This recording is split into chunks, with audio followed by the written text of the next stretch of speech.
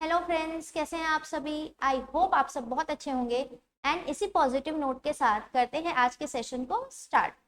तो जल्दी से हम एक रिकैप ले लेते हैं कि हमने अभी तक क्या क्या पढ़ लिया है। तो हमने स्टार्ट किया था Indian contract act 1872। Unit number 1 हम कर रहे हैं अभी। और यूनिट 1 में जो है हमने क्या क्या देख लिया है। हमने देख लिया है कि कॉन्ट्रैक्ट क्या होता है, हमने देख लिया है एग्रीमेंट क्या होती है, हमने देखा है कि ये दोनों के बीच में डिफरेंस क्या है, राइट। फिर हमने क्या देखा, फिर हमने देखा कि इंडियन कॉन्ट्रैक्ट एक्ट आने के पहले भी जो है कॉन्ट्रैक्ट तो होते थे, बट वो कॉन्ट्रैक्ट को गवर्न कैसे किया जाता था। तो हम हिस्ट्री भी देखे कि इंडियन कॉन्ट्रैक्ट एक्ट आने के पहले कौन कौन से लॉज थे जो कॉन्ट्रैक्ट को गवर्न करते थे। देन उसके बाद हमने क्या देखा, उसके बाद हमने देखा कि कॉन्ट्रैक्ट तो ठीक है लेकिन कॉन्ट्रैक्ट की कुछ कैरेक्टरिस्टिक्स भी होगी। तो हमने देखा essential elements of a valid contract, ठीक है, essential elements of a valid contract. And इसमें जो है हमने 11 एसेंशियल एलिमेंट्स देखे हैं। 11 एसेंशियल एलिमेंट्स को जो है हमने दो पार्ट में डिवाइड किया था। फर्स्ट पार्ट जो सेक्शन 10 में था एंड सेकेंड पार्ट जो है अदर्स। तो सेक्शन 10 वाले की मेमोरी टेक्निक क्या थी, आना फ्री में एक चॉकलेट और दो लॉलीपॉप खाएंगे। एंड अदर्स की क्या थी, फिट पीसी। तो ये देखा हमने। फिर हमने क्या देखा कि कॉन्ट्रैक्ट कितने टाइप के होते हैं, types of contract. Types of contract हमने देखा, टाइप्स ऑफ कॉन्ट्रैक्ट कैसे हम कॉन्ट्रैक्ट को क्लासिफाई कर सकते हैं, ठीक है। ये देखने के बाद फिर हमने देखा कि ऑफर क्या होता है। ऑफर के बारे में हम सुन चुके थे, बट यहाँ पे हम ऑफर को डिटेल में हमने इस लेक्चर में देखा था कि ऑफर क्या होता है, ऑफर कितने टाइप का होता है, ठीक है। देन ऑफर की जो है एसेंशियल कैरेक्टरिस्टिक्स क्या है, या किसी भी ऑफर में क्या एलिमेंट्स होने चाहिए। फिर हमने एक बहुत अच्छा टॉपिक देखा जो इसी के अंदर आता है, invitation to offer. Invitation to offer क्या होता है हमने ये देखा, और ऑफर और इनविटेशन टू ऑफर के बीच में डिफरेंस देखा। तो इतना सिलेबस हम कंप्लीट करके आ रहे हैं। अब हम चलते हैं आगे, और आज हम डिस्कस करने वाले हैं, फर्स्ट टॉपिक रहेगा हमारा एक्सेप्टेंस, ठीक है। एक्सेप्टेंस, एक्सेप्टेंस भी जो है वर्ड हम सुन चुके हैं पहले से, और बहुत इजी है, इस बहुत ज़्यादा इजी है। देखो एक वही एग्जाम्पल ले लेते हैं जो हम एग्जाम्पल लेके चल रहे थे, सिंपल सिंपल एग्जाम्पल से पढ़ते हैं ताकि हमारे दिमाग में ये बात हमेशा रहे। तो मैं गई एक शॉपकीपर के पास ऑफर लेके कि give me a packet of chips. अब हम इसके पहले वाले लेक्चर में देख लिया कि ऑफर एज सच ऑफर की कोई वैल्यू नहीं है जब तक कि उसको क्या ना मिल जाए, एक्सेप्टेंस ना मिल जाए। तो एक्सेप्टेंस मतलब क्या होता है, एक्सेप्टेंस मतलब बहुत सिंपल, जब हम जिसको ऑफर कर रहे हैं वो रेडी है उस चीज के लिए, उस कॉन्ट्रैक्ट में एंटर करने के लिए, तो वो क्या करेगा, अपनी स्वीकृति देगा, ठीक है, अपनी हामी भरेगा। तो उसी हामी भरने को, उसी स्वीकृति करने को बोलते हैं एक्सेप्टेंस। बस इतना ही है एक्सेप्टेंस, ठीक है। चलिए तो हम जल्दी से इसको एक बार डेफिनेशन से देख लेते हैं। एक्सेप्टेंस क्या होता है, when the person to whom the proposal is made. हमारे एग्जाम्पल में किसको प्रपोज किया गया था, इस शॉपकीपर को प्रपोज किया गया था, ठीक है, इस शॉपकीपर को एक प्रपोजल दिया गया था। When the person to whom a proposal is made signifies his assent thereto. जब वो अपनी हाँ भर देता है, हाँ भाई हाँ I am ready for this contract, तो उसी चीज को क्या बोलते हैं, उसी प्रपोजल को बोलते हैं कि प्रपोजल एक्सेप्टेड हो गया है। और एक्सेप्टेड प्रपोजल ही क्या होता है, प्रॉमिस होता है। हमने ये फर्स्ट लेक्चर में प्रॉमिस की डेफिनेशन में देखा था। तो जिसको प्रपोज किया, अगर बंदे ने हाँ बोल दिया तो आपका क्या हो जाएगा, वो एक्सेप्टेंस हो जाएगा और एक वैलिड कॉन्ट्रैक्ट बन जाएगा। अच्छा, वैलिड कॉन्ट्रैक्ट बनने के लिए और कंडीशंस भी देखना है, बट वो एक कॉन्ट्रैक्ट बन जाएगा प्रोवाइडेड वो बाकी जो भी वैलिड कॉन्ट्रैक्ट की कंडीशंस है उनको सेटिस्फाई करे। ओके, नाउ चलिए, सो ये है एक्सेप्टेंस। अब हम जल्दी से आके देखते हैं कि एक वैलिड एक्सेप्टेंस के लिए जो है क्या क्या लीगल रूल्स है, मतलब कैरेक्टरिस्टिक्स क्या होनी चाहिए एक वैलिड एक्सेप्टेंस की। तो वैलिड एक्सेप्टेंस की कैरेक्टरिस्टिक्स क्या है, सबसे पहला तो हम, हमारी ये जो है सबसे अच्छी हमारी वो है कि हम सब चीजें मेमोरी टेक्निक के साथ करते हैं। तो इसकी मेमोरी टेक्निक क्या है, साइलेंट सीए की tip, acceptance only by offering, ठीक है। हम सब क्या बनने वाले हैं, सीए बनने वाले हैं, ठीक है, मैं सीए हूँ और आप लोग को भी सीए बना के रहूंगी मैं। तो एक सीए जो है वो हमेशा क्या करते रहता है, टिप देते रहता है। तो वो क्या टिप देता है, एक साइलेंट सीए। अगर सीए चुप भी है ना तो भी उसकी वो चुप्पी में वो कुछ क्या देता है, टिप देता है। तो साइलेंट सीए की tip, acceptance only by offering. तो साइलेंट सीए ये बोलता है, ये टिप देता है कि एक्सेप्टेंस सिर्फ ऑफर ही दे सकता है, उसके बिहाफ में और कोई नहीं दे सकता। चलिए सो जल्दी जल्दी से हम एक एक पॉइंट को स्टडी करते हैं। यहाँ पे फर्स्ट पॉइंट है, acceptance can be given only by the person to whom offer is made. मतलब ये वाले पार्ट की बात कर रहा है, acceptance only by offering, acceptance only by offering. Offeror offeree कौन है, आपको क्लियर होना चाहिए अभी तक। जो पर्सन ऑफर करता है उसको ऑफरर बोलते हैं। मेरे एग्जाम्पल में यहाँ पे मैं ऑफरर हूँ क्योंकि मैं ऑफर कर रही हूँ कि मेरे को ये पर्टिकुलर चीजें दुकानदार से खरीदना है, और दुकानदार जो है मेरी नजरों में क्या रहेगा, ऑफरी। और जैसे ही उसने मेरे ऑफर को एक्सेप्ट कर लिया वो क्या बन जाएगा, एक्सेप्टर, वो बन जाएगा एक्सेप्टर। ठीक है, चलिए सो हम क्या पढ़ रहे थे कि एक्सेप्टेंस कौन दे सकता है, जिसको ऑफर किया गया है वो एक्सेप्टेंस देगा कि कोई और देगा। यहाँ पे मैंने जो है शॉपकीपर को जो है ऑफर किया है कोई चीज के लिए कि मेरे को ये चीज चाहिए, तो एक्सेप्टेंस भी उसी पर्सन को देना चाहिए, उसके बिहाफ में और कोई एक्सेप्टेंस नहीं दे सकता। इसमें एक बहुत ही बढ़िया केस लॉ है, वो है बोल्टन वर्सेस जोन्स। क्या मैंने देखिए मेहंदी लगाई है, अब मान लो कि मैंने मेहंदी लगाई और मैं जो है मेहंदी लगाने के लिए किसी मेहंदी आर्टिस्ट को कॉल की, और वो जो है मैंने बोला आप मेहंदी लगाएंगी क्या, वो तो रिप्लाई नहीं की, बट उसके बिहाफ में जो है उसकी फ्रेंड ने रिप्लाई किया कि हाँ मैं लगा दूंगी। तो क्या मैं उसकी फ्रेंड से लगवाऊंगी जिसको मेहंदी लगाने आता ही नहीं है, नहीं। तो हम हमेशा ये देखेंगे कि एक्सेप्टेंस वही पर्सन दे जिसको ऑफर किया गया है, राइट। तो एक केस लॉ है ब्रोकलहर्स्ट, ये केस लॉ का नाम है बोल्टन वर्सेस जोन्स। और ये केस लॉ 3 लोगों की कहानी है, कितने लोगों की, 3 लोगों की। एक है ब्रोकलहर्स्ट, एक है बोल्टन और एक है जोन्स। ब्रोकलहर्स्ट जो रहता है ना, इसने क्या किया रहता है, इसने जो है अपना बिजनेस बोल्टन को बेच दिया रहता है। तो ब्रोकलहर्स्ट अपना बिजनेस किसको सेल कर चुका है, बोल्टन को। बिजनेस जब उसने सेल किया था उसके पहले ब्रोकलहर्स्ट ने जोन्स के साथ जो है एक एक एक्सेप्टेंस दी थी, एक ऑफर की। जोन्स ने ऑफर दिया था ब्रोकलहर्स्ट को कि I want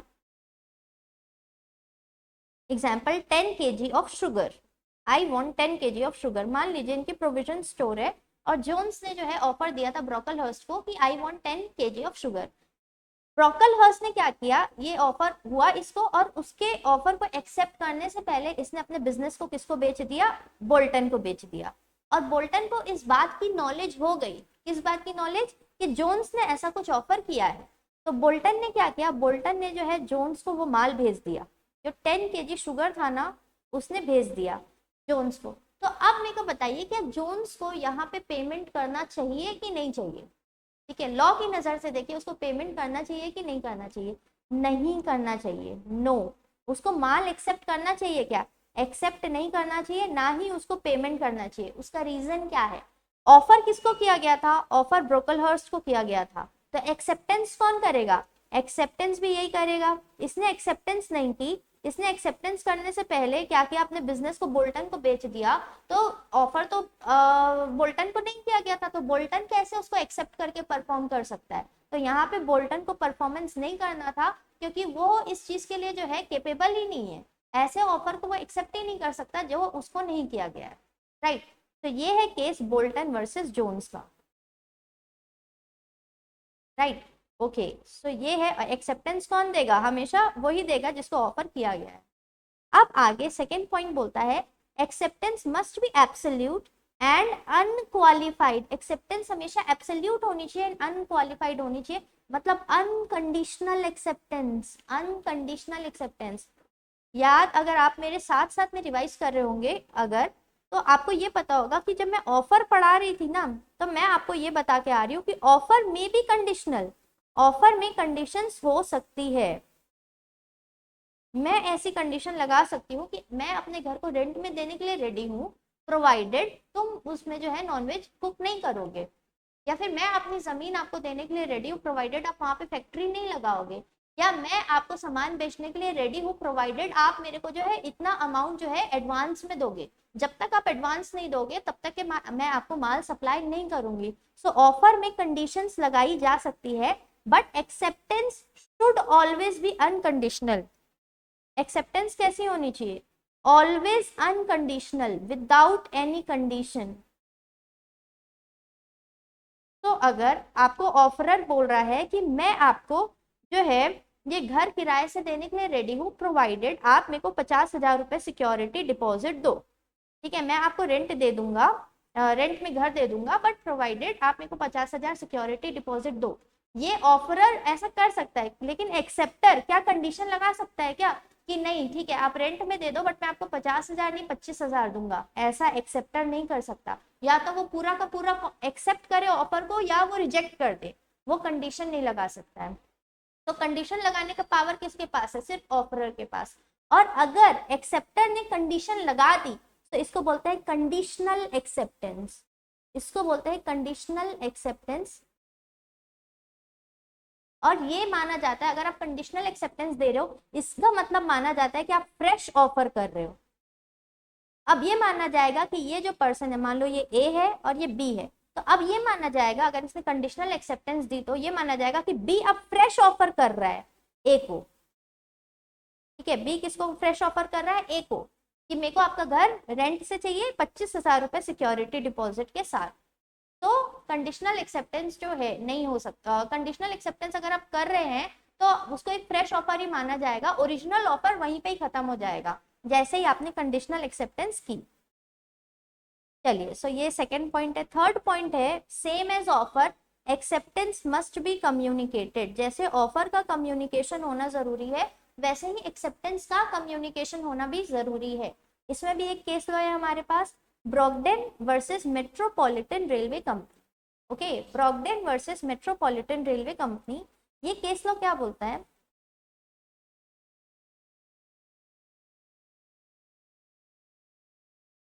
metropolitan railway company, ये केस लॉ हमको ये बोलता है कि एक पर्सन है ब्रॉगडेन और वो ब्रॉगडेन जो है ये कोल सप्लाई करना चाहता है रेलवे कंपनी को। हम गवर्नमेंट डिपार्टमेंट को चीजें बेचते हैं, राइट? तो ये भी क्या चाहता है कि रेलवे कंपनी को कोल सप्लाई करे। इसने एक प्रॉपर ऑफर लेटर बनाया और वो ऑफर लेटर किसको भेज दिया? मेट्रोपॉलिटन रेलवे कंपनी को। वहां का मैनेजर जो है इसमें अपनी बोलता है कि अप्रूव कर देता है इसके ऑफर को, मतलब एक्सेप्ट करता है, और एक्सेप्ट करके उस ऑफर को अपनी ड्रॉअर में डाल देता है। एक्सेप्ट करके ऑफर को क्या करता है? उस ऑफर लेटर को ड्रॉअर में डाल देता है ताकि बाद में जो है वो लीगल तरीके से प्रॉपर ड्राफ्ट कर सके। उसको ड्रॉअर में डाल दिया, अब उसके बाद वो उस चीज को भूल गया कि मैंने इसका ऑफर एक्सेप्ट किया था। तो क्या ये एक वैलिड एक्सेप्टेंस है? क्या ये एक वैलिड एक्सेप्टेंस है? बिल्कुल नहीं। क्यों नहीं? क्योंकि हम अभी पढ़ के आ रहे हैं कि एक्सेप्टेंस मस्ट बी कम्युनिकेटेड। यहाँ पे क्या एक्सेप्टेंस कम्युनिकेट हुई? क्या नहीं। आप एक्सेप्टेंस दे के अपने जेब में रख लिए तो this is not a valid acceptance, right? तो यहाँ पे क्या होना चाहिए? एक्सेप्टेंस को कम्युनिकेट करो तब वो एक वैलिड एक्सेप्टेंस बनेगी। अब हम आते हैं, acceptance must be in prescribed mode. आप एक्सेप्टेंस कर रहे हैं, ठीक है, बट एक वो प्रिस्क्राइब्ड मोड में होनी चाहिए। फॉर एग्जाम्पल, अगर मैंने आपको बोला कि आप क्या मेरा घर रेंट में लेंगे, आप क्या मेरा घर रेंट में लेंगे, मैंने क्या बोला? आपको इस चीज को व्हाट्सएप में भेजा। मैंने व्हाट्सएप में भेजा कि क्या आप मेरे को मेरा घर रेंट पे लेंगे, तो आपको जो है रिप्लाई, मैंने बोला कि अगर आपको लेना है या नहीं लेना है आप मेरे को रिप्लाई कैसे करेंगे? व्हाट्सएप के थ्रू ही करेंगे। ऐसा बहुत सारी कंपनीज की पॉलिसी रहती है कि अगर आपसे वो कांटेक्ट मेल में कर रही है तो वो आपसे रिटर्न भी मेल में ही चाहती है। वो चाहती है कि आप रिप्लाई भी मेल में ही करो। बट यहाँ पे क्या हो रहा है कि आपने व्हाट्सएप किया और अगली पार्टी जो है वो आपको क्या कर रही है? टेलीग्राम कर रही है या आपको मेल कर रही है, तो वो एक वैलिड एक्सेप्टेंस नहीं रहेगा, क्योंकि आपने उसको क्लियरली प्रिस्क्राइब कर दिया था कि मेरे को इसी तरीके से एक्सेप्टेंस चाहिए। मैंने व्हाट्सएप में किया है आपको ऑफर, तो आप एक्सेप्टेंस भी व्हाट्सएप में करो। आपने उसको क्लियरली बता दिया था। अगर उसके बताने के बावजूद उसने किसी दूसरे तरीके से एक्सेप्टेंस की है तो वो एक वैलिड एक्सेप्टेंस नहीं है, राइट। अब हम आते हैं कि उसने बताया ही नहीं कौन से तरीके से एक्सेप्टेंस करे, उसने बिल्कुल स्पेसिफाई नहीं किया। उसने आपको जो है मान लीजिए कॉल किया कि आप क्या करो, आप मेरा घर रेंट में लेना चाहते हो तो आप मेरे को बताइए इस बारे में, और आपने क्या किया, आपने जो है उसका व्हाट्सएप में रिप्लाई किया, तो ये भी एक रीजनेबल मोड है। जहां पे आपको मोड बताया नहीं गया तो आप क्या कर सकते हैं, रीजनेबल मोड में रिप्लाई कर सकते हैं। लेकिन जहां पे आपको क्लियरली स्पेसिफाई है कि आपको इसी तरीके से ही रिप्लाई करना है, तो फिर आप वैसे ही रिप्लाई करो, तभी वो एक वैलिड एक्सेप्टेंस बन पाएगी। सो हम फोर्थ पॉइंट कर चुके हैं। अब आते हैं हम फिफ्थ पॉइंट में, टाइम। भाई time is money, everyone knows this thing, right. Time is money. तो अगर आपको उसने बोला कि आप जो है आपको किसी ने ऑफर किया, मान लो मैं आपको ऑफर करती हूँ कि बच्चों आ जाओ, मैं आपको जो है लॉ पढ़ाती हूँ, लॉ की मैं कोचिंग लेती हूँ आपसे, आपकी। हमारा तो पूरा यूट्यूब में है, बट ठीक है एग्जाम्पल कि अगर मेरे पास ऑफलाइन बच्चे आ रहे हैं और मैं उनको कोचिंग दे रही हूँ और मैं उनको ऑफर कर रही हूँ कि आओ मैं आपको पढ़ाती हूँ, तो उनको कितने टाइम में रिप्लाई कर देना चाहिए, रीजनेबल टाइम में, राइट। रीजनेबल, अच्छा पहला पहला नहीं, पहला तो अपने पास क्या है, प्रिस्क्राइब्ड टाइम। पहला प्रिस्क्राइब्ड टाइम, मैंने उनको बोला कि अगर आप लोगों को पढ़ना है तो 1 वीक के अंदर मेरे को बता देना कि आप पढ़ना चाहते हैं। अगर आपने 1 वीक में बता दिया तो उसको एक वैलिड एक्सेप्टेंस मानेंगे, 1 वीक में नहीं बताया तो वो एक वैलिड एक्सेप्टेंस नहीं है। ऑन द कॉन्ट्ररी, अब दूसरा केस देखते हैं जहां पे हमने उनको बोला कि आप क्या मेरे से पढ़ेंगे और मैंने टाइम नहीं बताया। जैसे ऊपर एक केस ये भी था कि हमने मोड नहीं बताया था, तो क्या किसी भी मोड से रिप्लाई कर देंगे क्या, नहीं, रीजनेबल होना चाहिए। तो यहाँ पे भी रीजनेबल टाइम में आपको रिप्लाई करना है। मान लीजिए अभी मैं ऑफर कर रही हूँ आपको कि आप मेरे से पढ़ेंगे क्या लॉ, और आप रिप्लाई कर रहे हैं 2 साल बाद, तो क्या वो एक रीजनेबल टाइम में रिप्लाई है, नहीं। तो जब आप ऑफर को एक्सेप्ट कर रहे हैं तो कब करेंगे, रीजनेबल टाइम में करेंगे। अब बहुत अच्छा case, मियर silence is not acceptance. क्या सिर्फ चुप रहना एक्सेप्टेंस होता है क्या, क्या सिर्फ चुप रहने को एक्सेप्टेंस बोलते हैं क्या, नहीं। मतलब आपने मेरे से कोई क्वेश्चन किया, मैं रिप्लाई नहीं कर रही हूँ, आपने ऑफर क्वेश्चन नहीं ऑफर किया, मैं रिप्लाई नहीं कर रही हूँ। जैसे आप सब मेरे से पूछ रहे हैं कि मैम आप हमको पढ़ाएंगे क्या लॉ, मैं चुप हूँ, तो क्या मेरी चुप्पी को आप हाँ समझेंगे, नहीं।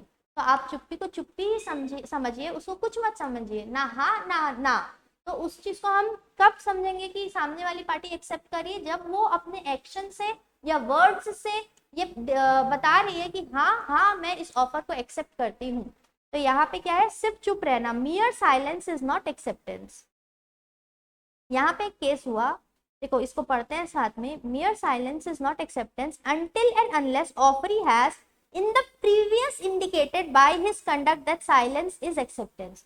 पहले तो हम ये केस लॉ पढ़ते हैं, फिर मैं आपको ये वाला पार्ट समझाऊंगा। एक केस लॉ हुआ है फेल्ट हाउस वर्सेस बिंडले, ठीक है, फेल्ट हाउस वर्सेस बिंडले। इस केस में क्या हुआ था, एक पर्सन है,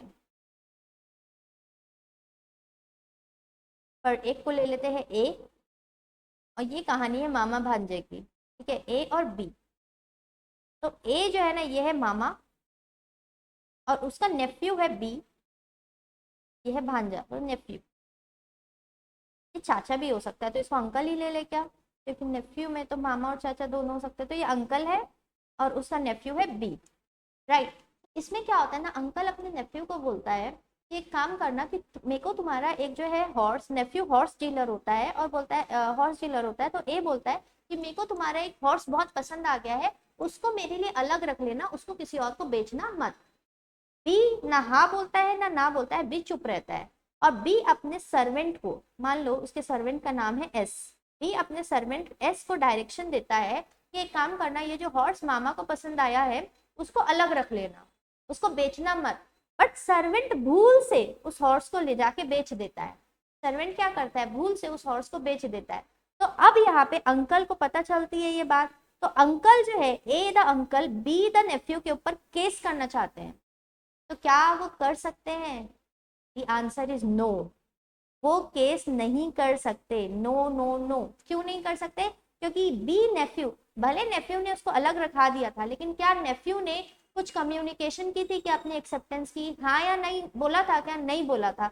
तो इसने एक्सेप्टेंस जो है वो क्या नहीं की, वो दी नहीं, वो सिर्फ चुप था, ही वॉज साइलेंट। एक्सेप्टेंस हुई क्या? नहीं। क्यों? क्योंकि ये चुप था, और सिर्फ चुप रहना एक्सेप्टेंस नहीं होता है। ये क्लियर है? तो ये वाला केस अगर क्लियर है तो मैं आपको एक ट्विस्ट बताती हूँ। एक ट्विस्ट ये है कि मान लीजिए कि एक प्रोविजन स्टोर है और एक सप्लायर एजेंसी वाला है। वो एजेंसी वाला जो है रेगुलर बेसिस में इस प्रोविजन स्टोर को जो है मान लीजिए पिछले 10 ईयर से जो है माल सप्लाई करता है, और 10 साल से जब ये माल सप्लाई कर रहा है तो हर बार ये आदत है कि जो भी ये माल ला के देता है वो प्रोविजन स्टोर जो है, मान लीजिए वो गुटखा किंग है। गुटखा किंग मतलब दिन भर मुंह में गुटखा दबाए रहता है, सिर्फ जो है वो मुंडी हिला के या बिना मुंडी हिलाए भी वो ऐसे बस रहता है, उसका कांस्टेंट एक्सप्रेशन बस मुंह बंद करके रखना रहता है। तो जब से जो है एजेंसी वाला उसको माल सप्लाई कर रहा था ना, ये प्रोविजन स्टोर वाला हर बार वो माल रख लेता है, बिना हाँ बोले ना बोले, कुछ नहीं बोलता, ना एक्सप्रेशन से ना वर्ड से ना लिख के, सिर्फ चुप रहता है और माल एक्सेप्ट कर लेता है। तो जब अब 10 साल हो गए, जब 11वें साल ये एजेंसी वाला ये माल लेके आया, तो यहाँ पे ये माना जाएगा कि वो प्रोविजन स्टोर जो है उसने बिना कुछ बोले एक्सेप्टेंस कर ली है। क्यों माना जाएगा? क्योंकि पास्ट में भी वो बिना कुछ बोले एक्सेप्टेंस ही करता था। तो जब आपका ऐसा नेचर है एक्सेप्टर का कि वो हर बार बिना बोले ही एक्सेप्टेंस देता है, तो यही माना जाएगा कि अगर हमने उसको और एक्स्ट्रा फ्यूचर में माल सप्लाई किया है तो ये मान लिया जाएगा कि वो चुप होके भी क्या कर रहा है, एक्सेप्टेंस कर रहा है। लेकिन इस चीज के लिए हमको क्या देखना पड़ेगा, पास्ट में उसका हमारे साथ कैसा बिहेवियर है, राइट। तो ये है कि सिर्फ चुप रहना एक्सेप्टेंस नहीं होती है। अब है एक topic implied acceptance. Implied acceptance क्या होता है? इशारों ही इशारों में जो एक्सेप्टेंस होती है उसको हम बोलते हैं इम्प्लाइड एक्सेप्टेंस। इसमें फिर से वही एग्जांपल, कूली वाला हमको ऑफर दे रहा है क्या, कि मैं तुम्हारा माल लेके जा रहा हूँ, इम्प्लाइड तरीके से वो माल लेके जा रहा है, हम उसको अलाउ कर रहे हैं, मतलब हम उसको इम्प्लाइड एक्सेप्टेंस दे रहे हैं, और इम्प्लाइड एक्सेप्टेंस लीगल है लॉ में, राइट। तो आप इम्प्लाइड एक्सेप्टेंस दे सकते हैं। इम्प्लाइड और चुप रहने में डिफरेंस क्या है पता है? चुप रहने में आप कुछ एक्सप्रेशन नहीं दे रहे हो और इम्प्लाइड में आप वो चीजों को होने दे रहे हो। तो ये है। तो हमने कितनी सारी चीजें पढ़ी वैलिड एक्सेप्टेंस में। एक वैलिड एक्सेप्टेंस बनाने के लिए क्या चाहिए हमको चाहिए साइलेंट सीए की tip, acceptance only bye offeree. Silent CA ये टिप देता है कि एक्सेप्टेंस सिर्फ ऑफरी दे सकता है, उसके अलावा कोई नहीं दे सकता। तो पहला पॉइंट तो एक्सेप्टेंस ओनली बाय ऑफरी, यहाँ पे केस लॉ भी देखा था। देन उसके बाद साइलेंट, क्या सिर्फ चुप रहना एक्सेप्टेंस है? Mere silence, is mere silence acceptance? No, सिर्फ चुप रहना एक्सेप्टेंस नहीं होता है, राइट। उसके बाद सी से क्या है? कम्युनिकेटेड। सी से है acceptance must be communicated, okay. Then उसके बाद जो है एक बार ए से देखते हैं, ए से पॉइंट है absolute. Acceptance must B absolute. क्या एक्सेप्टेंस किसी कंडीशन के साथ हो सकती है क्या? बिल्कुल नहीं। तो एक्सेप्टेंस जो है क्या होनी चाहिए? एब्सोल्यूट होनी चाहिए। एब्सोल्यूट का मतलब होता है विदाउट एनी कंडीशन, बिना किसी शर्त के। देन टी से है टाइम। तो एक्सेप्टेंस आपको या तो प्रिस्क्राइब टाइम है तो उस टाइम में दो, या तो रीजनेबल टाइम में एक्सेप्टेंस दो। Then there is implied acceptance. Implied acceptance क्या होती है? क्या आप इशारों में एक्सेप्टेंस दे सकते हैं? बिल्कुल दे सकते हैं। एंड पी से क्या है? टाइम और एक प्रिस्क्राइब्ड मोड। एक्सेप्टेंस कैसे होनी चाहिए? जो मोड प्रिस्क्राइब है उसी मोड में एक्सेप्टेंस देनी है, और अगर मोड प्रिस्क्राइब नहीं है तो रीजनेबल मोड। तो ये हमारा हो चुका है कैरेक्टरिस्टिक्स ऑफ एक्सेप्टेंस कंप्लीट। अब हम देखते हैं आगे, एक नया टॉपिक है communication of offer and acceptance. Offer और एक्सेप्टेंस का कम्युनिकेशन। अभी हम एक चीज पढ़ के आ रहे हैं, क्या पढ़ के आ रहे हैं? हम ये पढ़ के आ रहे हैं कि ऑफर कम्युनिकेट होना चाहिए कि नहीं? बिल्कुल होना चाहिए। जब तक कि मैं अपना ऑफर अगले पार्टी को बताऊंगी नहीं, तब तक कि क्या ऑफर एक वैलिड ऑफर बनेगा क्या? नहीं। तो ऑफर मस्ट बी कम्युनिकेटेड। और एक्सेप्टेंस के लिए भी सेम कहानी पढ़ के आ रहे हैं कि acceptance must also be communicated. तो offer must be communicated, acceptance must be communicated. अब इससे रिलेटेड हम रूल्स पढ़ने वाले हैं, राइट। तो इससे रिलेटेड रूल्स आ जाइए, देखते हैं। सबसे पहला, कम्युनिकेशन ऑफ ऑफर। ऑफर का कम्युनिकेशन कब कंप्लीट माना जाएगा? बहुत इजी है, मैं आपको ऑफर कर रही हूँ, तो मेरा ऑफर का कम्युनिकेशन कब कंप्लीट माना जाएगा? जब एक्सेप्टर की नॉलेज में वो ऑफर आ जाएगा तब। इसको बहुत अच्छे से एक एग्जांपल से लेते हैं। मान लीजिए कि मैं आपको कार बेचना चाहती हूँ, कि मैं हूँ यहाँ पे, और यहाँ पे ले लेते हैं मेरी सिस्टर को, ले लेते हैं पूजा। तो मैं अपनी सिस्टर को क्या बेचना चाहती हूँ? कार बेचना चाहती हूँ। कार को दूसरे कलर में बना देते हैं, ठीक है। नाउ अब मैं उसको ऑफर कर रही हूँ कि क्या मुझसे ये कार खरीदेगी, और मैंने उसको क्या क्या व्हाट्सएप किया, और उस टाइम मान लो कि व्हाट्सएप बहुत डाउन चल रहा था और वो मैसेज उसको डिलीवर ही नहीं हुआ, डिलीवर हो ही नहीं पाया, तो क्या मेरा ऑफर कम्युनिकेट हुआ? नहीं हुआ, तो ये वैलिड ऑफर नहीं है। तो एक ऑफर को कब हम मानेंगे कि उसका कम्युनिकेशन पूरा हो चुका है? तब मानेंगे जब वो व्हाट्सएप मैसेज इसके पास रीच कर जाएगा। तो जब जिस मोड में हम कम्युनिकेट करने की कोशिश कर रहे हैं वो मोड अगर एक्सेप्टर के पास पहुंच जाए, वो ऑफरी के पास पहुंच जाए, तब मानेंगे कि ऑफर का कम्युनिकेशन कंप्लीट हो चुका है। तो बहुत इजी सी बात है ये। ऑफर कम्युनिकेशन कब कंप्लीट होता है? When it comes to the knowledge of offeree. जिस टाइम पे ऑफरी को पता चला कि ऐसा कोई ऑफर हुआ है मुझे, वैसे ही ऑफर का कम्युनिकेशन कंप्लीट हो जाता है। इसका क्या मतलब है पता है? इसका ये मतलब है कि एक बार अगर एक्सेप्टर या अभी एक्सेप्टर तो नहीं बना है, वो अभी ऑफरी ही है, जब तक के ऑफरी को पता चल रहा है उसके पहले तो आप अपने ऑफर को विड्रॉ कर सकते हो। एग्जाम्पल, मैंने अपनी बहन को, चलो व्हाट्सएप नहीं किया, मैंने उसको पोस्ट किया, मैंने उसको चिट्ठी भेजी, राइट। अब मैंने मान लो उसको चिट्ठी भेजी 1 अगस्त को, और वो चिट्ठी जो है प्रोबेबली उसके पास पहुंचती 10 अगस्त को। अब मैं क्या कर रही हूँ, 5 अगस्त को मेरे को लगा नहीं यार, मेरे को अपनी बहन को जो है कार नहीं बेचना है, ये कार खुद यूज करना है। तो 5 अगस्त को जो है मैं सोच रही हूँ कि मैं क्या करूँ, ये जो है अपने ऑफर को वापस ले लूँ। तो क्या मैं ले सकती हूँ? ले सकती हूँ। कब तक के ले सकते हैं अपन ऑफर को वापस? जब तक के वो ऑफर ऑफरी की नॉलेज में ना आ जाए। जैसे ही वो ऑफर ऑफरी की नॉलेज में आ गया तो ऑफरर कभी भी अपने ऑफर को वापस नहीं ले सकता, राइट। तो 5 अगस्त को हम चाहे तो अपने ऑफर को वापस ले सकते हैं। तो ऑफरी की नॉलेज में आने से पहले आप ऑफर को वापस ले लो। तो कैसे करेंगे हम ये कर सकते हैं कि हम उसको कॉल कर दे कि भाई देख, मैं बहन देख, मैंने तेरे को जो है ऐसा ऐसा मैसेज चिट्ठी भेजा था कार बेचने के लिए, बट अब मैं इंटरेस्टेड नहीं हूँ, तो मैं अपने ऑफर को वापस ले रही हूँ। तो आप ऑफर वापस ले सकते हैं। कंडीशन क्या है? ऑफरी की नॉलेज में ऑफर नहीं आना चाहिए, उसके पहले आप वापस ले सकते हैं। ओके, सो ये ऑफर का कम्युनिकेशन कंप्लीट हो गया। अब आ जाते हैं एक्सेप्टेंस का कम्युनिकेशन कब कंप्लीट माना जाता है? When communication of acceptance is complete. अब इसमें 2 कहानी है, ठीक है। पहली कहानी है मोड ऑफ एक्सेप्टेंस, और दूसरी कहानी है when communication of acceptance is complete. पहले हम दूसरी कहानी को लेते हैं, when communication of acceptance is complete. ऊपर क्या पढ़े थे? When communication of offer is complete. Offer का कम्युनिकेशन कब कंप्लीट होगा? जब ऑफरी को उस ऑफर के बारे में पता चलेगा। एक्सेप्टेंस का कम्युनिकेशन कब कंप्लीट होगा? अब यहाँ पे आएगी नई पिक्चर। नई पिक्चर क्या आएगी पता है? ये आएगी कि जब हम ऑफर कर रहे थे ना, तो ए ऑफर कर रहा है बी को, तो ए को ही उस ऑफर के बारे में नॉलेज है, अभी तक बी को नॉलेज नहीं हुआ है। बी के पास जब ऑफर मिलेगा तब नॉलेज होगा। मतलब जब ऑफर हो रहा है ना, तो उसमें अभी तक सिंगल पार्टी ही इन्वॉल्व थी, बाद में डबल पार्टी होगी। लेकिन जब एक्सेप्टेंस होता है, तो स्टार्टिंग से 2 पार्टी है। कैसे? ए ने ऑफर कर दिया है बी को, ए है हमारा ऑफरर, या फिर हम इसको प्रपोजर भी बोलते हैं, और बी है ऑफरी। और जब वो एक्सेप्ट कर देता है तो उसको हम बोलते हैं एक्सेप्टर। तो ए ने बी को ऑफर किया, अब बी जो है क्या करता है? एक्सेप्टेंस देता है। तो मतलब बी को इस ऑफर की नॉलेज हो चुकी है। अब बी जो है क्या करना चाहता है? बी जो है अपनी एक्सेप्टेंस दे रहा है। तो हम ये पढ़ रहे हैं कि बी की एक्सेप्टेंस कब कंप्लीट मानी जाएगी?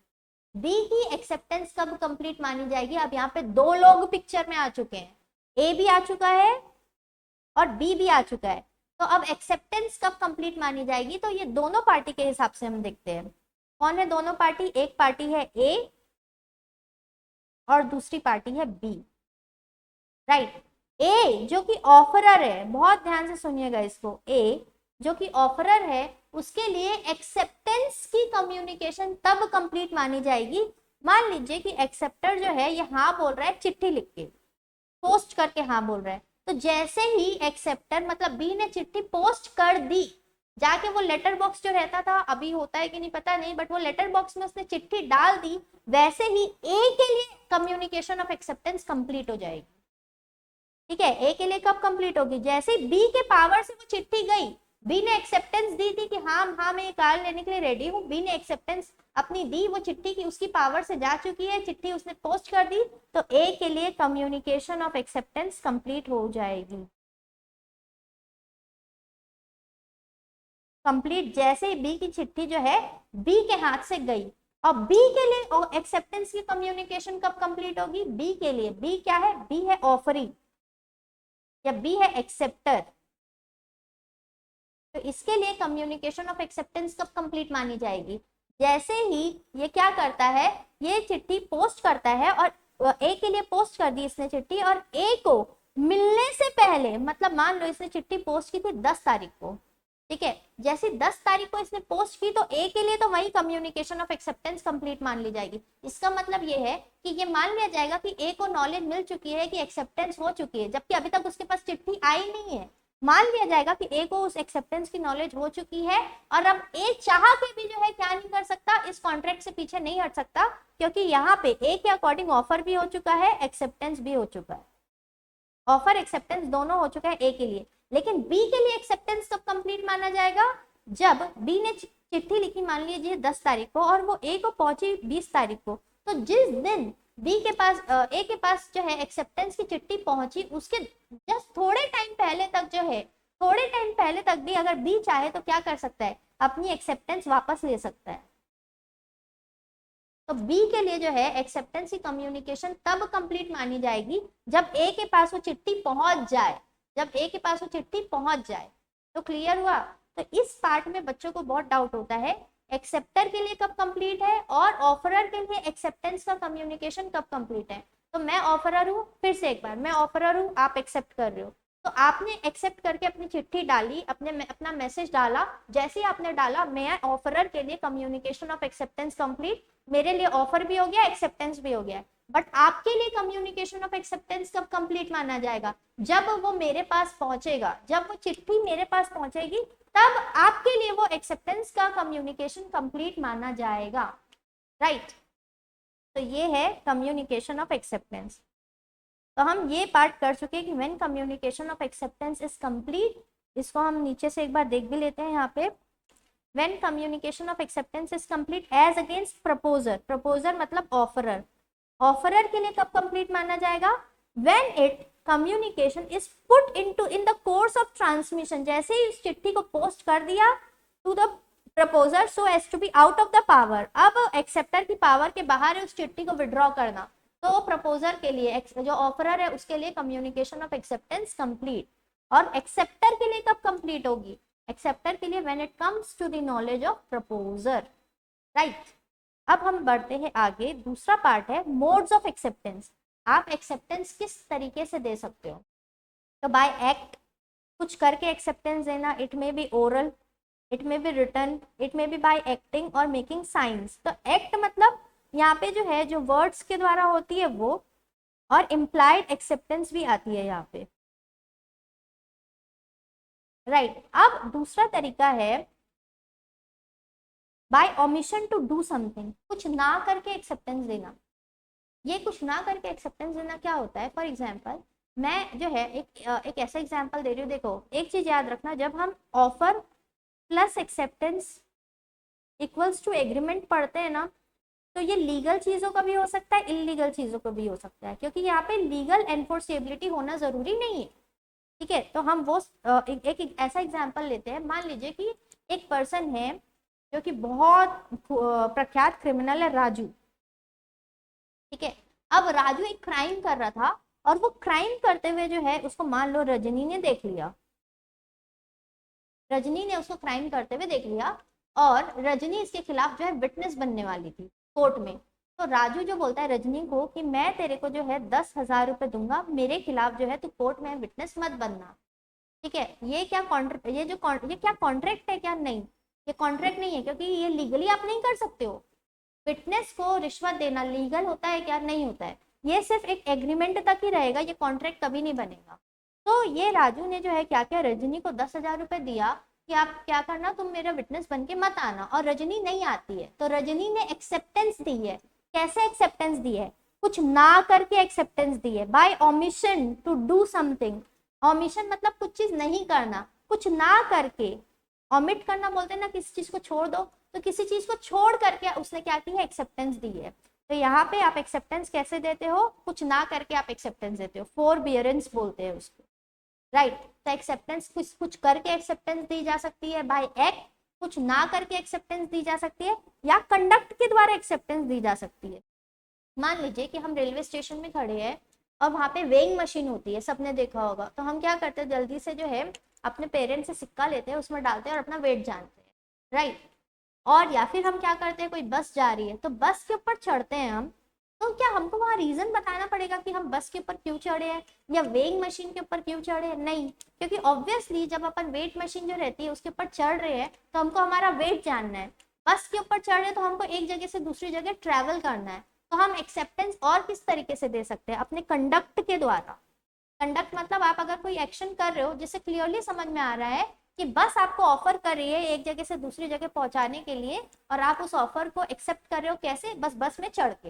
वेइंग मशीन आपको ऑफर कर रही है कि आओ इसमें खड़े हो, अपना वेट जानो, और आप उसके ऊपर खड़े होके क्या कर रहे हो? एक इम्प्लाइड तरीके से अपने कंडक्ट के द्वारा क्या कर रहे हो? एक्सेप्टेंस दे रहे हो।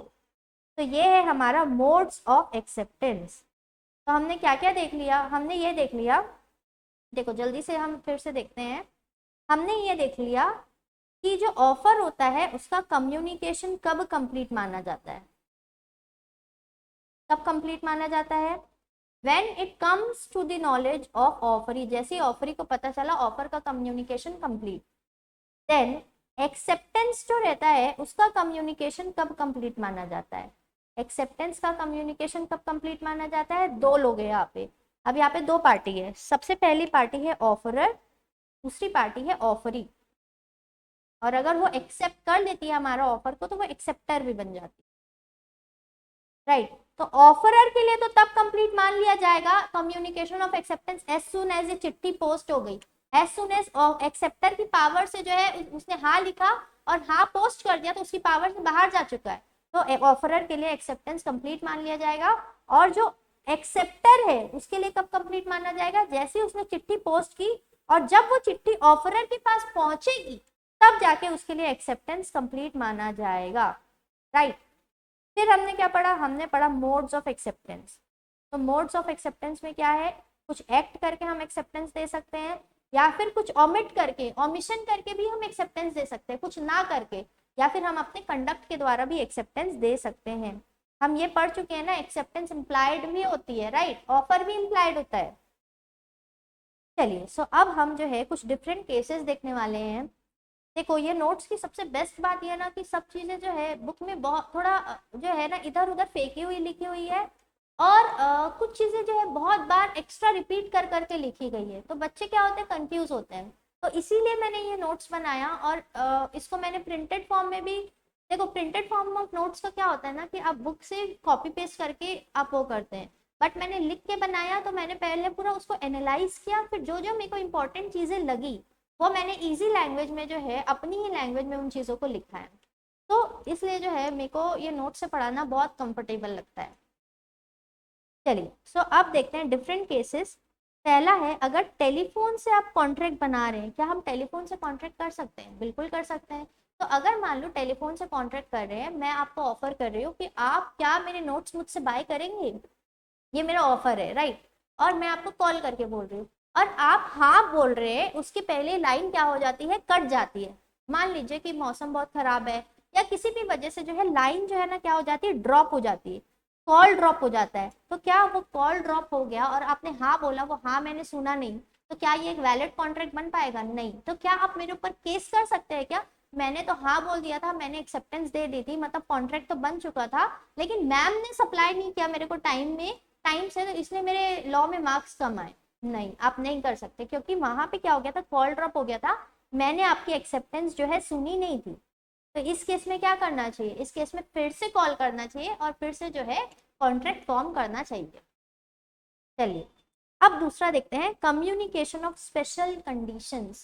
स्पेशल कंडीशंस का कम्युनिकेशन। स्पेशल कंडीशंस क्या होती है, मान लीजिए कि हम जो है हम जो है रेल में ट्रैवल करते हैं या हम प्लेन में ट्रैवल करते हैं, सब करते हैं। तो टिकट देखना, जब हम मैनुअल टिकट लेते हैं ना, जो फिजिकल कॉपी रहती है टिकट की, फिजिकल कॉपी, उस टिकट के पीछे बहुत सारी कंडीशंस लिखी रहती है, राइट। कि आप जो है ट्रेन में खाना नहीं बना सकते, या बहुत सारी चीजें आप नहीं कर सकते हो ट्रेन में। जैसे आप ट्रेन के अंदर भी चढ़ोगे तो वहां पे लिखा रहता है यहाँ स्पिट करना मना है, या फिर आप जबरदस्ती के वो चैन पुलिंग नहीं करो, राइट।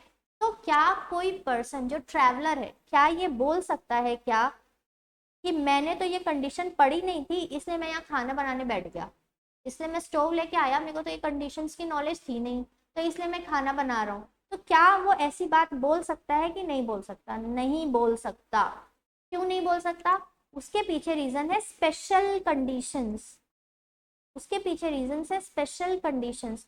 जो स्पेशल कंडीशंस होती है ना, वो मान लिया जाता है, कहीं पे भी लिखी हुई है, रिटर्न है टिकट के पीछे, या फिर ट्रेन में लिखी हुई है, या प्लेन की टिकट में लिखी हुई है पीछे, या एयरपोर्ट में लिखी हुई है, ये सब कंडीशंस के लिए मान लिया जाता है कि वो जो है इम्प्लाइड तरीके से, जो भी पर्सन वो ट्रेन या प्लेन की सर्विसेज यूज कर रहा है, उनको उस कंडीशंस की नॉलेज है। वो ये नहीं बोल सकता कि मैंने तो ये पढ़ा ही नहीं था कि ट्रेन में खाना नहीं बना सकते, नहीं, वो ऐसा नहीं बोल सकता। ये मान के चला जाएगा कि आपको वो सब कंडीशंस की नॉलेज है। तो यहाँ पे देखो क्या लिखा है, the special conditions are conveyed tacitly. Tacit word हम पढ़ के आ चुके हैं, टैसिट कॉन्ट्रैक्ट मतलब इम्प्लाइड तरीके से ये मान लिया जाएगा कि आपको ये कंडीशंस की नॉलेज है। And the acceptance of this conditions are also conveyed, और हम मान लेंगे, जो जो ट्रेन अथॉरिटी है, जो एयरपोर्ट अथॉरिटी है, कि वो मान लेगी कि ये स्पेशल कंडीशंस को आप एक्सेप्ट कर रहे हो इम्प्लाइड तरीके से। हाउएवर, लेकिन एक इम्पॉर्टेंट चीज है कि ये जो कंडीशंस है ना, ये अनरीजनेबल नहीं होनी चाहिए, रीजनेबल होनी चाहिए, अनरीजनेबल नहीं होनी चाहिए। If conditions are unreasonable, case law of Lily White versus Munuswami will be follow. ये केस लॉ क्या है, देखिए ये केस लॉ ऐसा है कि एक पर्सन रहता है, ठीक है, ए ले लेते हैं, और एक पर्सन रहता है बी। ए अपना जो कपड़े है, ठीक है, क्लोथ्स, वो ड्राई क्लीन के लिए देता है बी को। बी क्या है? Dry cleaner. बी है ड्राई क्लीनर, ए अपने कपड़े बी को दे रहा है for the purpose of dry clean. अब इस ड्राई क्लीनर ने एक चिट्ठी छपवाई है, चिट्ठी मतलब इसकी जो रिसिप्ट होती है, इसकी जो रिसीट है, उसमें इसने क्या लिखा है पीछे कि अगर हमसे आपका कपड़ा गुम गया तो हम आपको सिर्फ 15% ऑफ मार्केट वैल्यू जो भी रहेगी उस कपड़े की वो देंगे। तो मान लीजिए कि इसने जो कपड़ा ड्राई क्लीन कराने दिया था वो 10,000 का था, तो इस चिट्ठी में लिखा है कि हम आपको 10,000 का 15% ही देंगे, मतलब 1,500। तो क्या तुमको ये रीजनेबल कंडीशन लग रही है क्या? नहीं। तो आप स्पेशल कंडीशंस रख सकते हो और ये मान भी लिया जाएगा कि स्पेशल कंडीशन एक्सेप्टर एक्सेप्ट कर रहा है, लेकिन वो स्पेशल कंडीशंस कैसी होनी चाहिए? रीजनेबल होनी चाहिए। क्या यहाँ पे रीजनेबल कंडीशन है क्या? नहीं, यहाँ पे अनरीजनेबल है। अनरीजनेबल आपको अलग से कम्युनिकेट करके, आप जब कपड़ा ड्राई क्लीन के लिए ले रहे थे तभी आपको ये कंडीशन एकदम क्लियरली बताना चाहिए कि हम आपको 15% ही देंगे पैसा अगर आपका कपड़ा गुम गया तो। आप यहाँ पे ये नहीं मान सकते कि चिट्ठी के पीछे लिखा था तो फिर वो फॉलो होगा। हाँ, अगर यहाँ पे मान लीजिए ये लिखा रहता कि हम आपको 80% ऑफ जो भी मार्केट वैल्यू है वो देंगे, तो ये फिर एक रीजनेबल कंडीशन लगती, तब अनरीजनेबल नहीं लगता, राइट। तो ये है कहानी किसकी? स्पेशल कंडीशंस की। और अब हम आ जाते हैं किसमें? स्टैंडर्ड फॉर्म ऑफ कॉन्ट्रैक्ट में। स्टैंडर्ड फॉर्म ऑफ कॉन्ट्रैक्ट, ठीक है। अब ये वाला जो है केस मेरे लिए बहुत स्पेशल है क्योंकि मैं रायपुर से हूँ, और यहाँ पे एग्जाम्पल जो केस लॉ है वो भी Raipur transport company versus Ghanshyam का है, राइट। सो ये मैं आपको समझाती हूँ, standard form of contract. Standard form of contract. अब ये क्या बोलता है? मान लीजिए कि एक पर्टिकुलर तरीके से जो है कॉन्ट्रैक्ट बनाया जाता है। फॉर एग्जांपल अगर मैं हूँ ए और बी जो है एक ट्रांसपोर्ट कंपनी है, बी क्या है, एक ट्रांसपोर्ट कंपनी। तो जनरली क्या होता है पता है, जनरली ये होता है कि जो ट्रांसपोर्टर है उसको रिस्क बियर करना पड़ता है गुड्स को ट्रांसपोर्ट करने के टाइम पे। ऐसे ही मान लो इस टाइप के जो बिजनेस है इसमें ऐसी कंडीशन ऐसी चलती है। अब मैं बी के पास लेके गई कि मेरे गुड्स को क्या कर दो, ट्रांसपोर्ट कर दो। बी बोलता है ठीक है, बी ने अपनी कोई कंडीशन नहीं बताई, बी बोलता है ठीक है। लेकिन जब बी ने मेरे को बिल दिया, जब मैंने उसको ट्रांसपोर्ट के लिए गुड्स भिजवा दिया, तो वो अपना पूरा बिल विल बना के देते हैं कि मैं आपके इतने इतने गुड्स लेके जा रहा हूँ, यहाँ से यहाँ लेके जा रहा हूँ, इतना चार्ज लगेगा, सब डिटेल्स उसमें लिखी रहती है। उस डिटेल में एक कंडीशन भी लिखी हुई थी। क्या कंडीशन, एक कंडीशन ये लिखी हुई थी कि हम रिस्क को बियर नहीं करेंगे। ठीक है, क्या लिखा था, हम रिस्क बियर नहीं करेंगे। तो जब आपको रिस्क बियर नहीं करना था, आपको जब ए गुड्स लेके आया था उसी टाइम बता देना चाहिए था। एक स्टैंडर्ड फॉर्म ऑफ कॉन्ट्रैक्ट जो है वो क्या होता है ना, कि उस टाइप के बिजनेस में वही स्टैंडर्ड है कॉन्ट्रैक्ट करने का। क्या स्टैंडर्ड है कि जो रिस्क है वो ट्रांसपोर्टर बियर करेगा, लेकिन आप उससे हटना चाहते हो और आप एक बिल बना के दे रहे हो और वो बिल में कहीं पे छुपी हुई है वो कंडीशन। तो हर कोई तो बिल को पूरा पढ़ता नहीं है, जो भी कंडीशंस लिखी रहती है। तो यहाँ पे जब आप स्टैंडर्ड फॉर्म ऑफ कॉन्ट्रैक्ट से हटते हो ना, तब आपको जो है रीजनेबल तरीके से कन्वे करना पड़ेगा, रीजनेबल नोटिस देना पड़ेगा। किसको नोटिस देना पड़ेगा, ए को नोटिस देना पड़ेगा कि भाई हम ये एक्स्ट्रा कंडीशन रख रहे हैं। तो ये रीजनेबल नोटिस कैसे दे सकता है, या तो बोल के, या तो वो कॉन्ट्रैक्ट में सबसे ऊपर ऊपर वो चीज लिख देगा कि we are not bearing the risk, एकदम क्लियर उसको ये चीज को लिखना पड़ेगा। लेकिन अगर मान लो कि वैसे टाइप के कॉन्ट्रैक्ट में हमेशा जो है रिस्क कौन बियर करता है, ये पर्सन ही बियर करता है जिसके गुड्स है, गुड्स जिस जो ओनर है गुड्स का वही बियर करता है। तो यहाँ पे भी ट्रांसपोर्ट कंपनी को अलग से लिखने की जरूरत नहीं है, फिर एजम्पशन ही यही चलेगी कि रिस्क इसी का ही रहेगा, राइट। अब एक और एग्जांपल जो कि आपकी बुक में नहीं लिखा है बट मैं आपके लिए एक स्पेशल लेके आई हूँ।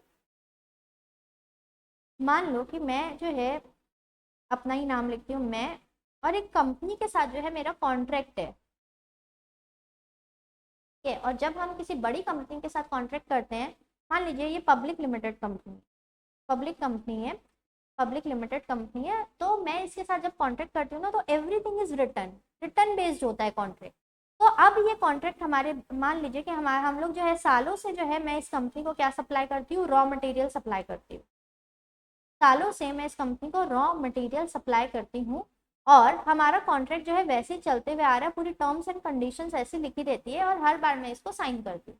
अब क्या हो रहा है, अब ये हो रहा है 10 साल हो चुका है इसको होते हुए, 11वें साल ये कंपनी ने अपने टर्म्स चेंज कर दिए, इस कंपनी ने अपने टर्म्स चेंज कर दिए अंदर ही अंदर कहीं पे, और मेरे को बताया नहीं। तो देखो, जब नॉर्मल जब एक जो रहता है बिजनेस वुमेन या बिजनेसमैन, उन लोग हर पूरे कॉन्ट्रैक्ट को पढ़ते नहीं है। जब आप 10 साल से किसी के साथ कॉन्ट्रैक्ट करो तो पहली बार तो आप पढ़ लोगे, दूसरी बार पढ़ लोगे, बट आप हर बार नहीं पढ़ते हो क्योंकि आपको पता है सेम चीजें हैं। तो जब इसने टर्म्स में कुछ चेंजेस किए, तो इसको क्या करना था, इसको स्पेशली हाईलाइट करना था उन चीजों को। आपको अलग से बताना चाहिए था कि मैंने टर्म्स में चेंज किए हैं, मैं स्टैंडर्ड फॉर्म से हट के थोड़ा दूसरी जगह जा रहा हूँ। तो अगर उसने बता दिया तब तो कोई दिक्कत नहीं है, वो एक वैलिड एक्सेप्टेंस मानी जाएगी, वैलिड कॉन्ट्रैक्ट बनेगा। लेकिन इसने नहीं बताया, तो फिर उस केस में जो है यहाँ पे जो है ये पर्सन, मतलब मैं जो है इस कॉन्ट्रैक्ट से पीछे हट सकती हूँ। मैं बोलूंगी कि आपको अलग से उसको हाईलाइट करके बताना था। क्यों, क्योंकि स्टैंडर्ड फॉर्म से आप अलग जा रहे हो, तो आपको रीजनेबल नोटिस देना चाहिए, राइट। तो ये है हमारा standard form of contract. Okay, अब आ जाओ, बहुत बढ़िया सी चीज है, कम्युनिकेशन ऑफ परफॉर्मेंस।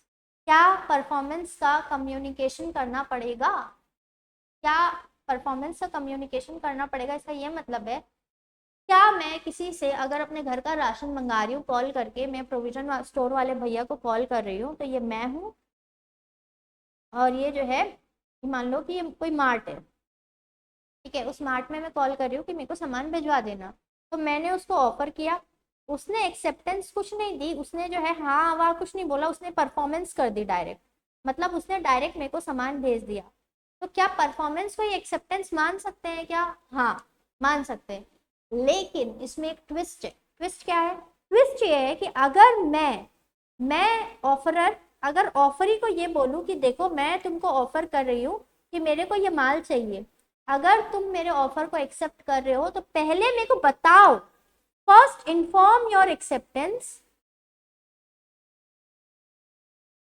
उसके बाद परफॉर्मेंस करना। बहुत सारे केसेस में ये सब कहाँ पे देखने को मिलता है, जब हम किसी कंपनी के साथ डील करते हैं। तो जब कंपनी हमको कुछ ऑफर कर रही है तो पहले हमको रिप्लाई करके हाँ या नहीं बोलना पड़ेगा, उसके बाद ही हम परफॉर्मेंस करेंगे, राइट। तो देखो परफॉर्मेंस के बारे में क्या बोला गया है, अगर कोई आपको ऑफर कर रहा है और उसने कोई कंडीशन नहीं लगाई कि आप पहले एक्सेप्टेंस के हाँ बोलना उसके बाद आप परफॉर्मेंस करना, उसने ऐसा कुछ नहीं बोला, तो ऑफरी चाहे तो डायरेक्ट परफॉर्मेंस कर दे, वो परफॉर्मेंस ही उसकी एक्सेप्टेंस है। लेकिन जब ऑफरर क्लियर है कि आप पहले परफॉर्मेंस मत करना, पहले आप रिप्लाई करना, तो फिर उस केस में जो है आप डायरेक्ट परफॉर्मेंस नहीं कर सकते, आपको पहले एक्सेप्टेंस देना पड़ेगा हाँ या ना, उसके बाद आप परफॉर्मेंस कर सकते हैं। तो ये है हमारा क्या, कम्युनिकेशन इसका ऑफ परफॉर्मेंस। तो जो मैंने समझाया वो यहाँ पे 3 लाइन में कवर हो चुका है। अब देखो, अब एक पार्ट आता है revocation of offer and acceptance.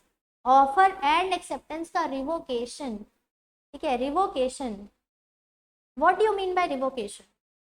Revocation मतलब कैंसल करना, cancel, revocation of offer and acceptance. तो क्या मैं अपने ऑफर और एक्सेप्टेंस को रिवोक कर सकती हूँ? ये मैंने आपको पहले ऊपर बताया है कि ऑफरर भी कर सकता है, एक्सेप्टर भी कर सकता है, कब तक के कर सकता है वो भी बताया है। चलो आ जाओ इसको पढ़ते हैं वापस से। When proposal can be revoked, proposal को कब रिवोक कर सकते हैं? मैंने आपको प्रपोज किया कि मैं आपको पढ़ाती हूँ बट अब मेरा मन नहीं है पढ़ाने का, तो मैं रिवोक कर सकती हूँ, लेकिन कब तक है? जब तक के वो प्रपोजल की नॉलेज आपके पास नहीं आ जाए, राइट। तो मैंने आपको चिट्ठी लिखी कि मैं आपको पढ़ाना चाहती हूँ और चिट्ठी 10 दिन में पहुंचने वाली है और 10 दिन के पहले मेरा मन बदल गया, तो मैं आपको वो क्या कर सकती हूँ, आपको कॉल करके बोल दूंगी कि मैं अब आपको नहीं पढ़ाना चाहती। तो प्रपोजल का कैसे रिवोक किया जा सकता है? When can proposal be revoke? Time limit क्या है? Proposal can be revoke before its acceptance. Proposal को रिवोक कर सकते हैं उसके एक्सेप्टेंस होने से पहले। That is proposal can be revoked at any time before the communication of its acceptance is complete as against the proposer. जब proposer के लिए कम्युनिकेशन ऑफ एक्सेप्टेंस कंप्लीट हो जाती है, प्रपोजर के लिए कब कम्युनिकेशन ऑफ एक्सेप्टेंस कंप्लीट होती है? एक बार मैं इसको डिलीट कर देती हूँ फिर अपन उसमें आएंगे।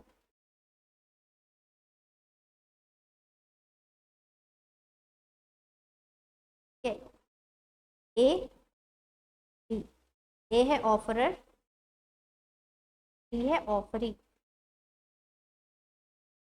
तो ए जो है अपना ऑफर देता है बी को, तो ए के लिए कम्युनिकेशन ऑफ ऑफर कब कंप्लीट माना जाता है?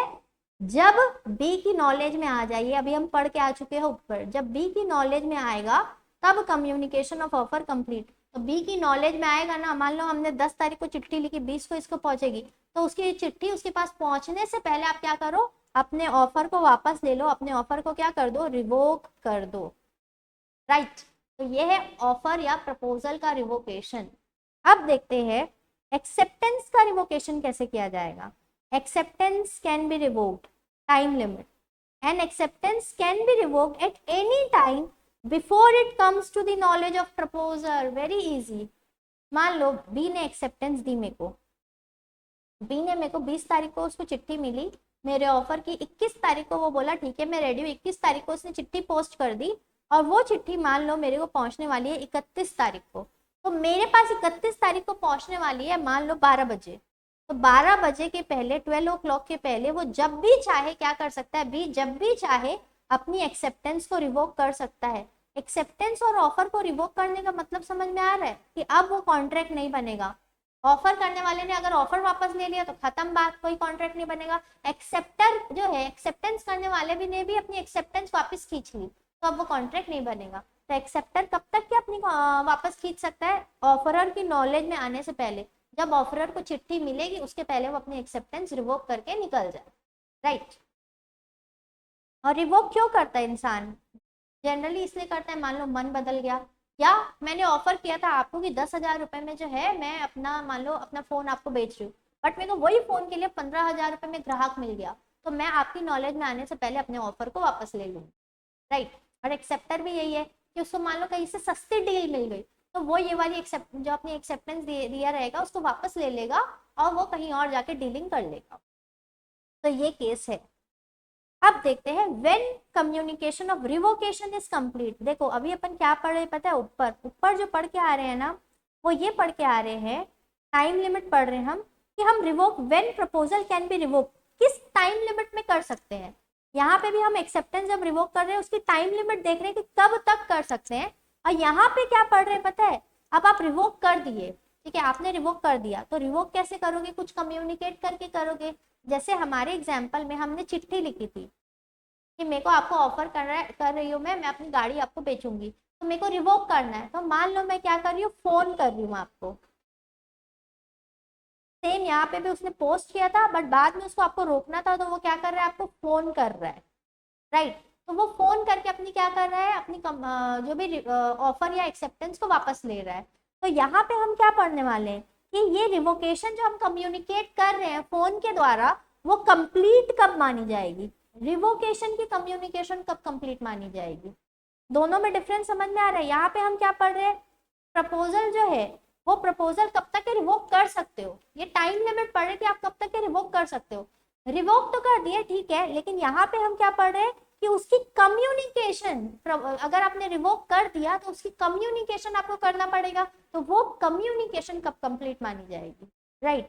तो देखो कम्युनिकेशन कब कंप्लीट मानी जाएगी, अगर रिवोकेशन कर रहे हो as against the person who makes it या फिर as against the person to whom it is made. मान लो कि मैं रिवोकेशन कर रही हूँ, मैंने आपको ऑफर किया था कि मैं आपको पढ़ाऊंगी, ठीक है, मैं आपको जो है क्लासेस दूंगी, अपने नोट्स सेल करूंगी। अब मेरा मन है यार नहीं करना, नहीं करना है मेरे को, ठीक है, तो मैंने मन बना लिया कि नहीं करना है। तो मैं सबसे पहले तो क्या करूंगी, आपकी नॉलेज में आने से पहले आपको कॉल करूंगी कि भाई मैंने तेरे को ऐसा ऐसा ऑफर चिट्ठी के थ्रू किया था, अब मैं वो रिवोक कर रही हूँ, राइट। अब ये इस जो मैंने आपको कॉल किया था वो कम्युनिकेशन कब तक कंप्लीट होनी चाहिए, तो वो कब तक मेरे लिए कब कंप्लीट मानी जाएगी, जैसे ही मैंने आपको कॉल कर दिया, मतलब मैं रिवोक कर रही हूँ, मैं रिवोकर हूँ, मैंने जैसे ही आपको कॉल कर दिया कि भाई अब मेरा इंटरेस्ट नहीं है कुछ भी ये सब चीज़ों में, मैंने आपको कॉल कर दिया ना, वही मान लिया जाएगा कि मेरी तरफ से रिवोकेशन हो गया है, मेरी तरफ से रिवोकेशन कंप्लीट हो चुका है। तो मैंने आपको टाइम लिमिट में कॉल कर दिया कि भाई देख मेरे को नहीं पढ़ाना है, और जैसे ही मैंने तुमको कॉल करके तुम्हारी नॉलेज में डाल दिया ये बात, मेरे लिए रिवोकेशन कंप्लीट मान लिया जाएगा। और तुम्हारे लिए कब कंप्लीट माना जाएगा, तुम्हारे लिए जब वो तुम्हारी नॉलेज में आएगा उस टाइम कंप्लीट मान लिया जाएगा कम्युनिकेशन ऑफ रिवोकेशन। तो रिवोकेशन का कम्युनिकेशन कब कंप्लीट माना जाता है, वो पर्सन जो रिवोक कर रहा है जैसे ही उसने बोल दिया कि मेरे को ये नहीं करना, उसके लिए वही कंप्लीट। और अगली पार्टी के लिए कब कंप्लीट, जब अगली पार्टी की नॉलेज में वो बात आती है उस टाइम पे, ठीक है। तो यहाँ तक अगर हम क्लियर हैं तो हम बढ़ना चाहते हैं आगे, जो कि हमारा लास्ट पार्ट है यूनिट 1 का, रिवोकेशन ऑफ ऑफर। ऑफर का रिवोकेशन जो है उसके क्या क्या मोड्स हैं, किस तरीके से मैं ऑफर को रिवोक कर सकती हूँ। मैंने आपको ऑफर दिया कि मेरे को आपको पढ़ाना है, अब मैं रिवोक करना चाहती हूँ, तो क्या तरीके हैं मेरे पास रिवोक करने का। सबसे पहला तरीका है कि आप नोटिस दे दो, जो अभी ऊपर हम एग्जाम्पल लेके आ रहे थे, मैंने आपको कॉल कर दिया भाई मैं इंटरेस्टेड नहीं हूँ, तो इस ऑफर को यहीं पे खत्म करते हैं, मैं खत्म कर रही हूँ। तो आप क्या करो, अगली पार्टी को नोटिस दे दो कि भाई आप क्या कर रहे हो, रिवोक कर रहे हो, राइट। दूसरा तरीका रिवोकेशन का, by lapse of time. Lapse of time, हमने ऑफर में एक कंडीशन पढ़ी थी कि आपको ऑफर में जो है एक्सेप्टेंस में पढ़ी थी कि आपको रिप्लाई जो है ना टाइम लिमिट के अंदर देना है। अब टाइम लिमिट में हमने क्या देखा था, या तो प्रिस्क्राइब्ड टाइम या तो रीजनेबल टाइम, ये दोनों में से जो भी आपका केस है उस टाइम लिमिट में रिप्लाई हो जाना चाहिए। अगर आपने टाइम से रिप्लाई नहीं किया तो मेरा ऑफर वहीं खत्म हो जाएगा। मतलब फॉर एग्जाम्पल हम जो वहाँ पे लिए थे कि मैंने ऑफर किया कि आप क्या मेरे से पढ़ेंगे, आप 2 साल तक आपने रिप्लाई नहीं किया, 2 साल बाद आपकी बुद्धि जागी, आप बोलते हैं हाँ मैम आपसे पढ़ेंगे, तो क्या 2 साल तक वो ऑफर वैलिड रहेगा क्या, नहीं, क्योंकि वो रीजनेबल टाइम नहीं है। अब उसके बाद bye non fulfilment of condition president, ये भी हम पढ़ के आ रहे हैं, बस लैंग्वेज ये वाली नहीं देखे थे। बाय नॉन फुलफिलमेंट मतलब आपने फुलफिल नहीं की कौन सी कंडीशन, जो पहले फुलफिल होनी चाहिए, प्रेसिडेंट मतलब पहले, ठीक है। मतलब मैंने आपको एक प्रकार से कंडीशनल ऑफर दिया था। मान लो मैंने ऑफर दिया है कि मैं अपना घर आपको रेंट में देने के लिए रेडी हूँ, प्रोवाइडेड आप 50,000 रुपये मेरे को क्या करो, सिक्योरिटी डिपॉजिट दो, या मैं सामान बेचने के लिए रेडी हूँ, मेरे को इतना अमाउंट एडवांस में चाहिए। तो जब तक कि आप वो एडवांस का पैसा या सिक्योरिटी डिपॉजिट मेरे को नहीं दोगे, तब तक ये जो है क्या वो एक ऑफर वैलिड तरीके से चल पाएगा क्या? नहीं। तो अगर आपको पहले कुछ परफॉर्म करना था तब जाके मेरा ऑफर वैलिड रहता, तो आप वो चीज परफॉर्म नहीं कर रहे हो, तो मेरा ऑफर वहीं पे रिवोक हो जाएगा, वहीं पे ही खत्म हो जाएगा। तो ये है by non fulfilment of condition president. फिर बाय डेथ और इनसेनिटी ऑफ प्रपोजर, जो ऑफरर है अगर वो क्या हो गया, उसकी डेथ हो गई या फिर वो इनसेन हो गया, मतलब पागल हो गया, दिमागी हालत उसकी ठीक नहीं है, तो उसका ऑफर क्या हो जाएगा, रिवोक हो जाएगा। फिर है और कैसे रिवोक होगा, बाय काउंटर ऑफर। ये तो वही वाला केस है कि मैंने आपको ऑफर किया कि आप रेंट में ले लो मेरी जगह, 50,000 रुपये सिक्योरिटी डिपॉजिट देना, बट आप जो है क्या कर रहे हो, बोलते हो कि आप एक काम करो, रेंट तो ठीक है बट मैं आपको 25,000 सिक्योरिटी डिपॉजिट दूंगा। तो आप यहाँ पे क्या कर रहे हो, मेरे को काउंटर ऑफर दे रहे हो, नेगोशिएशन करना चाहते हो मेरे साथ। तो जब आप नेगोशिएशन करना चाहते हो तो जो ओरिजिनल ऑफर था ना मेरा, कौन सा था ओरिजिनल ऑफर, 50,000 रुपए वाला जो सिक्योरिटी डिपॉजिट वाला, वो ऑफर वहीं खत्म हो जाएगा। तो काउंटर ऑफर के द्वारा ओरिजिनल ऑफर खत्म हो जाता है। फिर है by non acceptance of the offer according to the prescribed और यूजुअल मोड। मैंने आपको ऑफर किया कि आप मेरे ऑफर को जो है अगर एक्सेप्ट करना चाहते हो तो मेरे को आप जो है मेल करके रिप्लाई करना। मैंने बोला मेल करके रिप्लाई करना, आप मेल वेल कुछ नहीं कर रहे हो, आप एक स्ट्रेट फॉरवर्ड क्या किया, आप मेरे को व्हाट्सएप कर रहे हो। तो व्हाट्सएप प्रोफेशनली बहुत जगह यूज नहीं होता है, तो क्या एक वो सही तरीका है क्या? नहीं, क्योंकि मैंने आपको तरीका बता दिया था। तो जब आप मेरे बताए हुए तरीके के अकॉर्डिंग मेरे को एक्सेप्टेंस नहीं दे रहे हो तो मेरा ऑफर वहीं पे खत्म हो जाएगा, उसको एक वैलिड एक्सेप्टेंस नहीं माना जाएगा और ऑफर खत्म हो जाएगा। फिर है बाय सब्सिक्वेंट इलीगैलिटी। सब्सिक्वेंट मतलब बाद में आने वाली इलीगैलिटी, बाद में आने वाली। इसका मतलब ये है कि मैंने मान लो आपके साथ एग्जाम्पल ऑफर, आपके साथ जो है मैंने डील की थी, एक कॉन्ट्रैक्ट किया था कि मैं आपको चाइना से टॉयज मंगा के दूंगी, ठीक है, चाइना से टॉयज मंगा के दूंगी।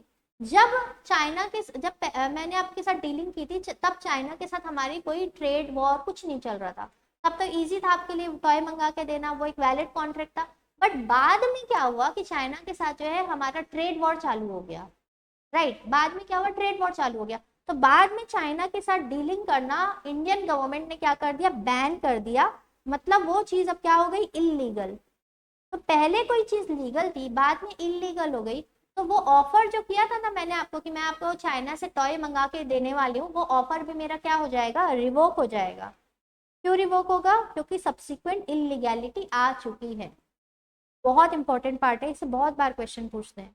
मोड्स ऑफ रिवोकेशन, तो कैसे रिवोक कर सकते हैं हम, नोटिस देके रिवोक कर सकते हैं, अगर टाइम लिमिट में रिप्लाई नहीं किए तो रिवोक हो जाएगा ऑफर, या फिर जो कंडीशन आप पहले ऑफर ही को कुछ कंडीशन फुलफिल करनी थी वो नहीं कर रहे कंडीशन फुलफिल, तो ऑफर वहीं पे रिवोक हो जाएगा। अगर क्या हो जा रहा है, ऑफरर या प्रपोजर की डेथ हो जाती है या वो मेंटली इनकेपेबल हो जाता है, तो भी हमारा ऑफर क्या हो जाएगा, खत्म हो जाएगा, रिवोक हो जाएगा। काउंटर ऑफर से ओरिजिनल ऑफर रिवोक हो जाएगा। फिर हमने जिस तरीके से एक्सेप्टेंस देने बोली थी आप उस तरीके से एक्सेप्टेंस नहीं दे रहे हो, ऑफर रिवोक। एंड लास्ट है, अगर जो चीज का हम कॉन्ट्रैक्ट कर रहे थे वो अगर इलीगल हो गया तो जो ओरिजिनल ऑफर है वो रिवोक हो जाएगा इसमें। तो यहाँ पे हमारा फाइनली यूनिट 1 कंप्लीट होता है, जो कि बहुत बड़ा यूनिट है और हमने बहुत अच्छे से वो यूनिट जो है समझा एक एक एग्जाम्पल के साथ, और बहुत मज़ा आया आप लोगों को पढ़ा के, और बहुत बहुत सीरियसली बहुत अच्छा लगा ये रिकॉर्ड करने के बाद। और अब जो है हम मिलेंगे जब नेक्स्ट क्लास में तो यूनिट 2 चालू करेंगे। और अगर आपको जो है ये लेक्चर पसंद आ रहा है, ये सेशन पसंद आ रहा है, तो प्लीज़ आप मेरे चैनल को सब्सक्राइब कीजिए एंड प्लीज़ इस वीडियो को लाइक कीजिए। Thank you.